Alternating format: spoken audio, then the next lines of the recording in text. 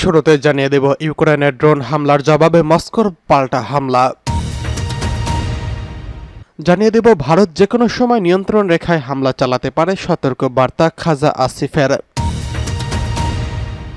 অন্যদিকে রয়েছে ফিলিস্তিনের পশ্চিম তীরে ইসরায়েলি দখলদার বাহিনীর নতুন তাণ্ডব। এরপরে জানিয়ে দেব প্রতিরক্ষা বাজেট বাড়াচ্ছে পাকিস্তান, টার্গেট ভারত। সর্বশেষ জানিয়ে দেব ভারত পাকিস্তান উত্তেজনার বিষয়ে নিরাপত্তা পরিষদের রুদ্ধদ্বার বৈঠক। এতক্ষণ শুনছিলেন সংবাদ শিরোনাম, এবারে বিস্তারিত। ইউক্রেনের ড্রোন হামলার জবাবে মস্কোর পাল্টা হামলা। ইউক্রেনের টানা ড্রোন হামলার জবাবে পাল্টা হামলা শুরু করেছে রাশিয়া।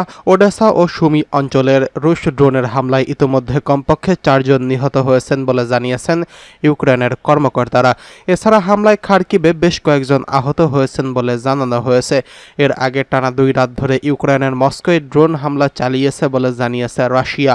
দেশটির বিমান চলাচল কর্তৃপক্ষ সংস্থা রোসাভিয়াতসিয়া সামাজিক যোগাযোগ মাধ্যম টেলিগ্রামে জানিয়েছেন, নিরাপত্তা নিশ্চিত করার জন্য তাদের রাজধানীর 4টি বিমানবন্দরে সবগুলোই সাময়িকভাবে বন্ধ রাখা হয়েছে।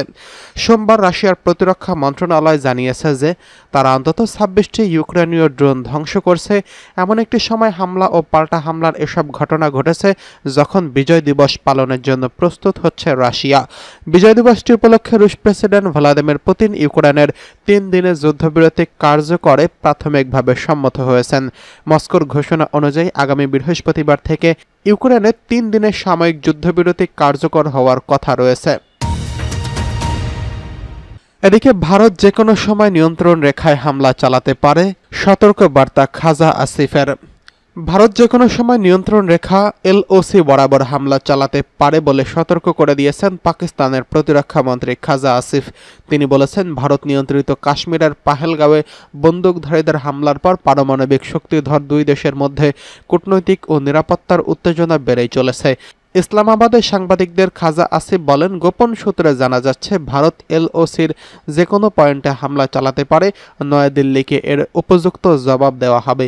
পাকিস্তানের প্রধানমন্ত্রী শাহবাজ শরীফ পাহেলগাঁও ঘটনা তদন্তে একটি আন্তর্জাতিক কমিশন গঠন করার আহ্বান জানিয়েছেন বলে উল্লেখ করে খাজা আসিফ বলেন, এই তদন্তের মাধ্যমে পরিষ্কার হবে ঘটনাটিতে ভারত নিজে বা কোনো অভ্যন্তরীণ গোষ্ঠীর সঙ্গে জড়িত কিনা। এতে নয়াদিল্লির ভিত্তিহীন অভিযোগ নিয়ে সত্য উঠে আসবে।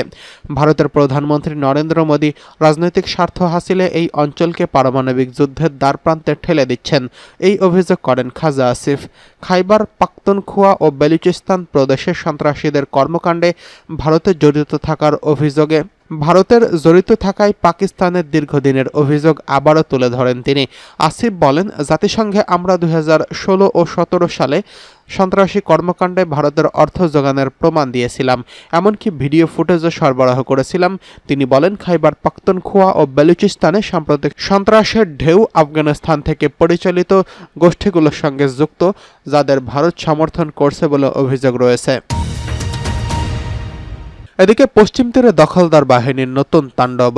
ইসরায়েলি বাহিনী অধিকৃত পশ্চিম তীরে তুলকারেম এবং নূর শামস শিবিরে ফিলিস্তিনিদের বাড়ি ভাঙা শুরু করছে। দখলদাররা মোট 90টি বাড়ি ভেঙে ফেলবে এবং এর মধ্যে মঙ্গলবার 6 মে ভাঙা হবে 6টি।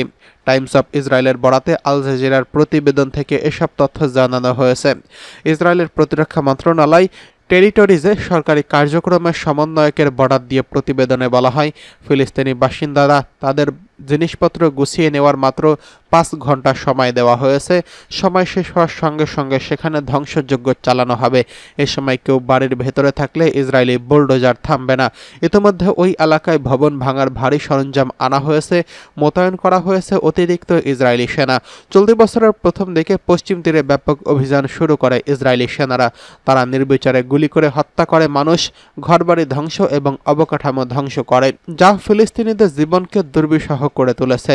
জাতিসংঘের মানবাধিকার কার্যালয়ের প্রতিবেদন অনুযায়ী ইসরায়েলি বাহিনী ফিলিস্তিনিদের জন্য পানি ও পয়ঃনিষ্কাশন অবকাঠামোতে মারাত্মক ক্ষতি করছে, যার ফলে স্থানীয় বাসিন্দাদের জীবন ও স্বাস্থ্যের জন্য গুরুতর বিপদ সৃষ্টি হচ্ছে। এছাড়া জিজ্ঞাসাবাদের নামে যাকে তাকে যখন তখন ধরে নিয়ে যাচ্ছে ইসরায়েলি বাহিনী, তাদের অনেকের খোঁজও মিলছে না। ইসরায়েল দাবি করছে কোনো সন্ত্রাসী কর্মকাণ্ড বা সন্ত্রাসবাদ পরিচালনায় যদি কারোর সংশ্লিষ্টতা থাকে তবে তাদের গ্রেফতার করা হচ্ছে, কিন্তু বাস্তবতা ভিন্ন। দখলদার বাহিনী পশ্চিম তীর থেকে সাংবাদিক এবং মানবাধিকার কর্মী ও স্বেচ্ছাসেবকদেরও গ্রেফতার অব্যাহত রেখেছে। এদিকে প্রতিরক্ষা বাজেট বাড়াচ্ছে পাকিস্তান, টার্গেট ভারত। ভারতের সঙ্গে উত্তেজনার মধ্যে দেশের প্রতিরক্ষা বাজেট ব্যাপকভাবে বাড়ানোর সিদ্ধান্ত নিয়েছে পাকিস্তান সরকার। জানা গেছে, আগামী বাজেটে দেশটির প্রতিরক্ষা খাতে 18% অর্থাৎ 2.5 ট্রিলিয়ন রুপির বেশি বরাদ্দ বাড়ানো হচ্ছে। পাকিস্তানের নতুন অর্থবর্ষ শুরু হবে আগামী 2রা জুলাই থেকে, তবে তার আগেই জুনের মধ্যে প্রথম সপ্তাহের বাজেট উপস্থাপন করতে যাচ্ছে দেশটির পার্লামেন্ট। খবরে বলা হয়েছে, পাকিস্তানের প্রধান রাজনৈতিক দল Pakistan Peoples Party PPP chairman Bilawal Bhutto Zardari সোমবার প্রধানমন্ত্রী শাহবাজ শরীফ ও তার অর্থনৈতিক দলের সঙ্গে বাজেট নিয়ে বৈঠক করেন। বৈঠকে পিপিপি বাজেটের খরচা এবং প্রতিরক্ষা খাতে বরাদ্দ বৃদ্ধির বিষয়ে সম্মত হন তারা। ইসলামাবাদ ভিত্তিক সংবাদ মাধ্যম দ্য এক্সপ্রেস ট্রিবিউন জানিয়েছেন, চলতি বছরের পাকিস্তানের প্রতিরক্ষা বাজেট ছিল 2122 বিলিয়ন রুপি, যা আগের বছরের 1804 বিলিয়নের তুলনায় প্রায় 15% বেশি।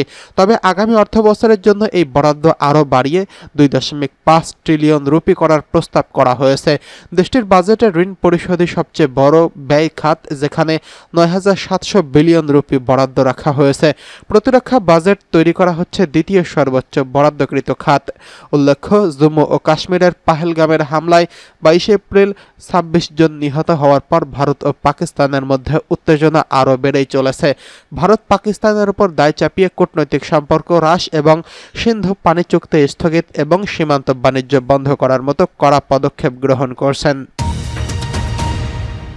এদিকে ভারত পাকিস্তান উত্তেজনার বিষয়ে নিরাপত্তা পরিষদের রুদ্ধদ্বার বৈঠক। ভারত ও পাকিস্তানের মধ্যে চলমান উত্তেজনা নিরসনে জাতিসংঘের নিরাপত্তা পরিষদে রুদ্ধদ্বার আলোচনা হয়েছে। এই সময় পরিষদের সদস্য দেশের প্রতিনিধিরা উত্তেজনা কমাতে এবং সংলাপে বসতে দুই দেশের প্রতি আহ্বান জানিয়েছেন। 15 সদস্যের নিরাপত্তা পরিষদ সভার পর কোনো বিবৃতি প্রকাশ করেনি, তবে পাকিস্তান দাবি করছে তাদের নিজেদের লক্ষ্যগুলোর বেশিরভাগই পূর্ণ হয়েছে। সভায় পরিষদের স্থায়ী 5টি দেশ এবং অস্থায়ী 10 দেশের সব প্রতিনিধি উপস্থিত ছিলেন। জাতিসংঘের মহাসচিব অ্যান্তোনিও গুতেরেসে পাহেলগাঁওয়ের হামলার নিন্দা জানিয়েছেন। তিনি বলেছেন, হামলাকারীদের বিচারের মুখোমুখি করা উচিত। ভারত ও পাকিস্তানের সামরিক সংঘর্ষ এড়ানোর আহ্বান জানিয়ে তিনি বলেছেন, ভুল করবেন না, সামরিক সংঘর্ষ কোনো সমাধান নয় এবং আমি শান্তি প্রতিষ্ঠার জন্য দুই দেশের সরকারকে সহায়তায় প্রস্তুত আছি। দ্য এক্সপ্রেস ট্রিবিউনের এক প্রতিবেদন থেকে বলা হয়েছে, পাকিস্তানের অনুরোধে নিরাপত্তা পরিষদের জরুরি রুদ্ধদ্বার বৈঠকটি হয়েছে। বৈঠকে পাকিস্তানের স্থায়ী প্রতিনিধি আসিম ইফতিখারের বক্তব্য শোনা যায়। এক সংবাদ সম্মেলনে ইফতিখার বলেন, নিরাপত্তা পরিষদের সদস্যরা যে কোনো ধরনের মনোযোগ ও সম্পৃক্ততা দেখিয়েছেন এবং তার জন্য পাকিস্তান কৃতজ্ঞ। তিনি কাশ্মীর ইস্যুকে পাকিস্তান ও ভারতের মধ্যে 70 বছর ধরে চলমান একটি দীর্ঘ বিরোধ হিসেবে বর্ণনা করেছেন।